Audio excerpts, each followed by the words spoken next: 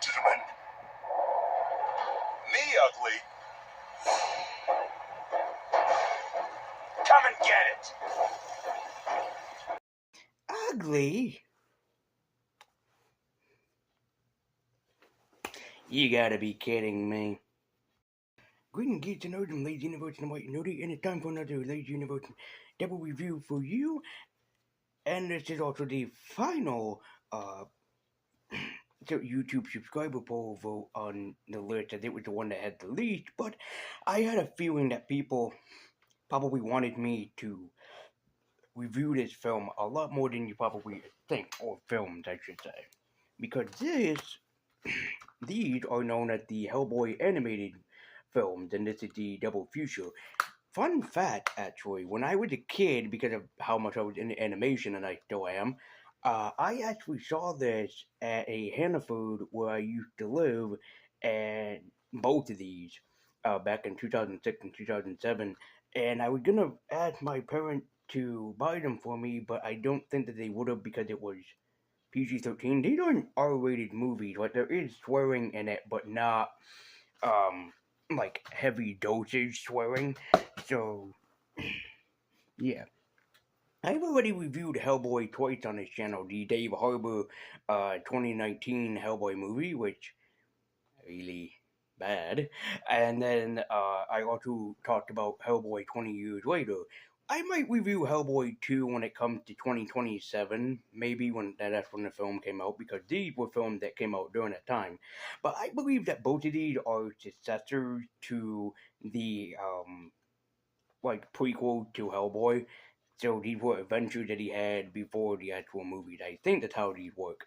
But it was funny enough to see Hellboy get animated films, and Hellboy's not the only Mike Mignola creation that got an animated film. There was also The Amazing Screw-On Head.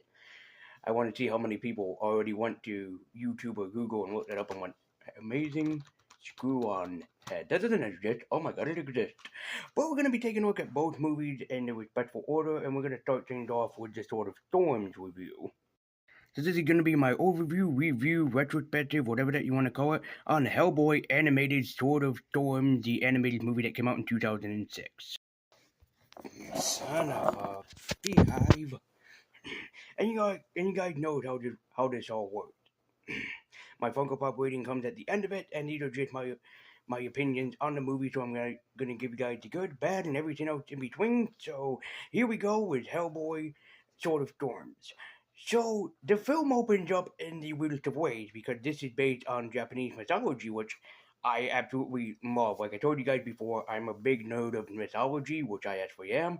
But this film decides to throw a curveball. Like, they're expecting that to be on Japanese mythology, but we're not going to base it on Japanese mythology. In fact, they actually open up the film with, like, I believe it's either Aztec or Maya mythology, and that's actually where it opened up, and I'm like, what a curveball, because I was not expecting this. So Abe and Liz and the team are inside of Agent Mayim, like a temple or whatever, and they have to find out what's been going on in this ancient temple. And at first, everything seems to be on the up and up until they see a giant bat statue, and they're like, oh no, everything is on the up and up, until they realize the giant bat is real.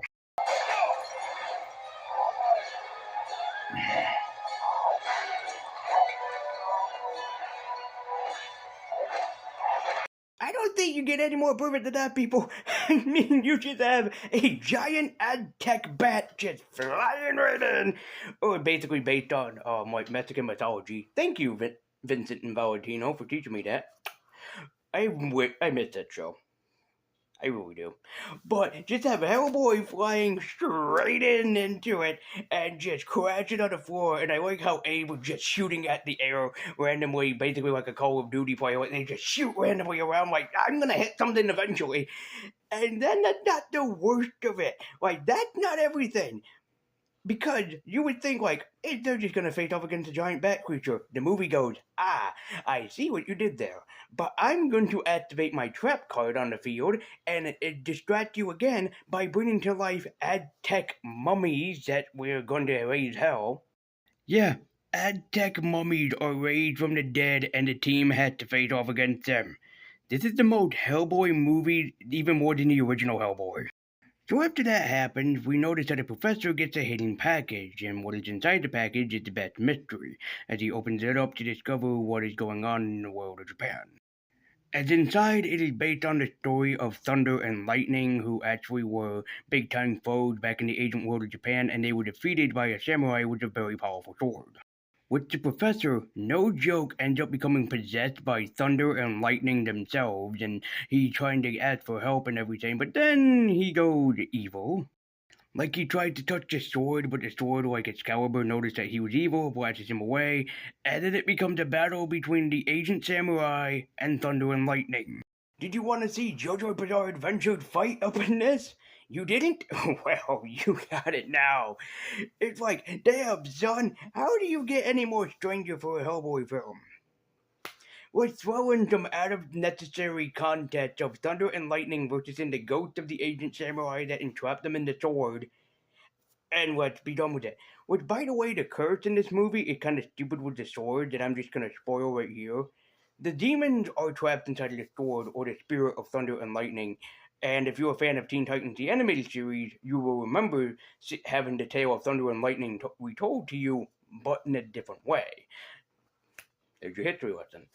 But the curse with the sword is pretty stupid because the sword had to be broken by somebody in order for the spirits of Thunder and Lightning to be released, which is kind of a flawed concept because if anybody even breaks it by accident, because swords over time mostly they'll get brittle, if somebody by chance just accidentally snaps it by just like looking at it, yeah, you're gonna be releasing hell upon the world and the spirits of Thunder and Lightning to cause basically havoc all over the world.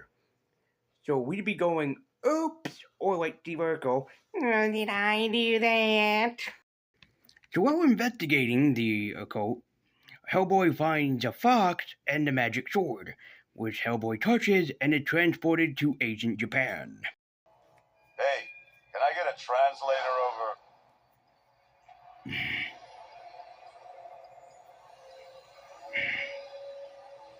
I have to admit, the animation team did a great job when Hellboy goes to Japan because it is so gorgeous looking, like the way that they make it look.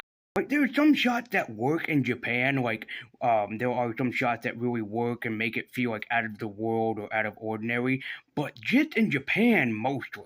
Like when Hellboy is in Ancient Japan when they go there, oh my god, the beautiful colors that they use, the way that they make everything so vibrant and the way that it makes it pop is so great. Did I mention how much of a dork I am for animation? Because I've told the story of how I wrote a 4 or 5 page essay on the history of animation for my 7th grade English class. That is not a joke, I've actually done that. And that's the reason why I find it so beautiful, is that it basically, you know how like not really new school, but like some new school, but I want to say like most old school Disney film have this like vibrant color scheme to it, like I make it really look like really different. If you want the best example of this, you have to look at like Cinderella, Sleeping Beauty, like or Snow White, even like the vibrant, bright colors that they used and the way that they really made it pop in those films compared to nowadays where it's kind of different how you do the technique. Back then with the paint, with the hand drawn, hand painted technique, it really makes it a difference. I know that this came out in 2006, 2007. That's when computer generated stuff was coming out and everything. But it's like you still get that feeling of like something new, something old with something new. And just the techniques, the animation techniques that they use look massively, really goddamn gorgeous. I mean, I cannot get over how really well done that this movie, animated wise, was done. Which, of course, Hellboy faces off against different demons or yokais or onis within the world of Japan as he tries to basically be done with everything. But my favorite moment in the movie is when he actually goes up against when he actually goes up against a kappa. That's pretty fucking awesome.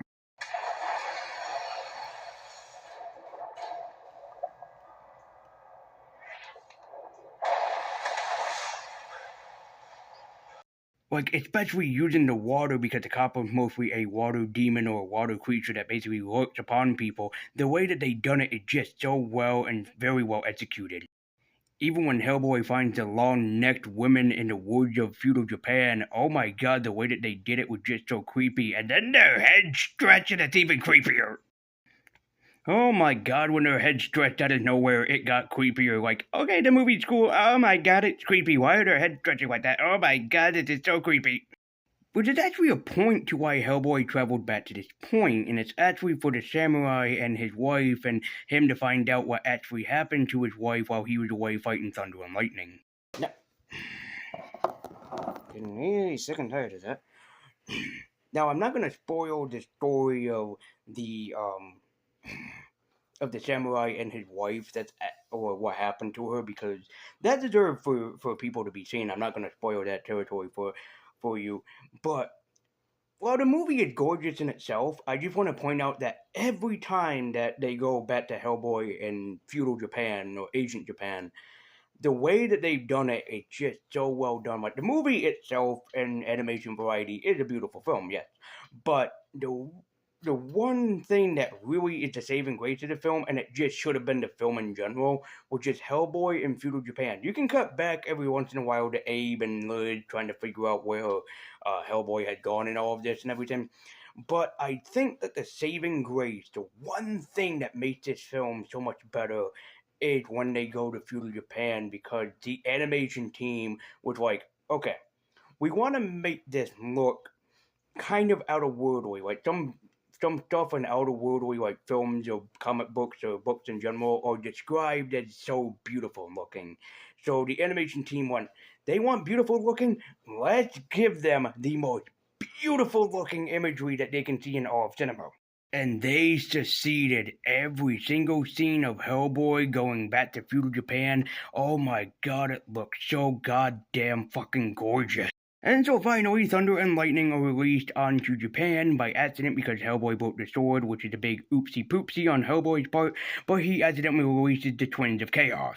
And I do like the fight, minus the flashing lights of epilepsy for epileptic people. I should have mentioned that first. But it's a really good fight, especially when the rain comes down. It's so much more gorgeous. But Hellboy manages to finish off the gods of thunder and lightning with their own weapons, surprisingly enough. That's actually how they're defeated in the movie.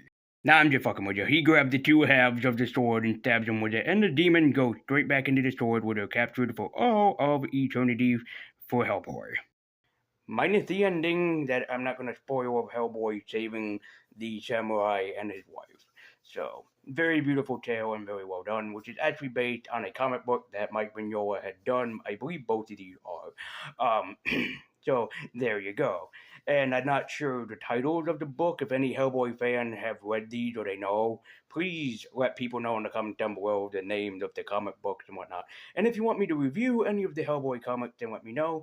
But we're going to skip on over to the spooky side, the one in the film that mostly a bunch of people are mostly more intrigued for me to talk about. Like, we had Ancient Feudal Japan and like an Agent Kung Fu film or Agent Samurai flick of the past, but now we're going to skip forward into basically a territory that a lot of people love, and especially since Lazy Ween is just around the corner, this makes sense to kind of talk about right here, right now, and that is Hellboy Blood and Iron. So yes, this is going to be my overview, review, retrospective, whatever that you want to call it, upon Hellboy Blood and Iron, or Hellboy Animated Blood and Iron, that I'm going to review here. As I think that a lot of horror fans, especially some that follow me out there, are going to be very happy about me reviewing this film because it's mostly a horror-themed type of movie, so let's get into it. So the movie opens up in old school Europe where Professor Trevor Broom is checking out something that's going on. A bunch of women becoming missing and losing blood, which he finds out is a cause because of a vampire by the name of Urzabet Ordescu, a female vampire in this film that does a lot of not so great things. Now, Urzabet Ordescu, I don't believe is an actual real life figure. I haven't done research. I'm that lazy, by the way. But I'm pretty certain that the figure doesn't exist, but I do have a feeling I know who she is based off of, and that is Countess Elizabeth Bathory. Now, Countess Elizabeth, you can research this yourself, but I'm going to give you guys the quick research of her because I love history. So Countess Elizabeth Bathory was a European queen or princess, and she believed that if she bathed in the blood of virgins, that she would become more beautiful looking as time goes on. And a lot of people believe that she was a vampire, and she was trialed, and I believe she would. Don't you can prove me wrong if I'm wrong, but I believe that she was burned. She was either burned or killed right then and there. And the thing that she has done to some young women because of this, yeah, people will mostly remember her for the fucked up shit that she had done. Which, fun fact, in Mortal Kombat 9, the character of Scarlet is based heavily off of Countess Elizabeth Bathory. So there you go. Which I like that we get that Professor Trevor Broom is basically haunted by this thing that he never really let it go because he never truly officially solved it. Which, of course, when they get to the house is now owned by this rich douchebag asshole who just wants to use it for a tourist attraction by making it a haunted house. Mr. Broom, founding father of the BPRD. I'm honored, sir. And, Agent Sidney Leach, human metal detector. Pleased to meet you. And this is when Hellboy and the team finds out, oh yeah, the house is haunted, but it's a lot more than haunted because there's a huge history behind the house. Yeah, but when I moved into our apartment, I was just fine, except for the fact that the haunted Boba story that basically entices me to do things that I don't want to, but it's fine. What's that, Bulbasaur? Why, no, I can't do that. Do you know how many people would be horrified at me? But I must do my master's bidding. I must do his bidding. I must do his bidding. And then, no joke, they end up finding a torture room where they basically know that they probably murdered the innocent virgins. So we see that Countess Elizabeth is doing something again so she can be religion, getting more power and everything, but it's up for the Hellboy and the team to officially stop her before she does it once and for good. Because Elizabeth is actually doing this to appease her goddess, the goddess of death, Hecate, or Hecades, or however that you pronounce it, who's actually in this film too. Here's the thing that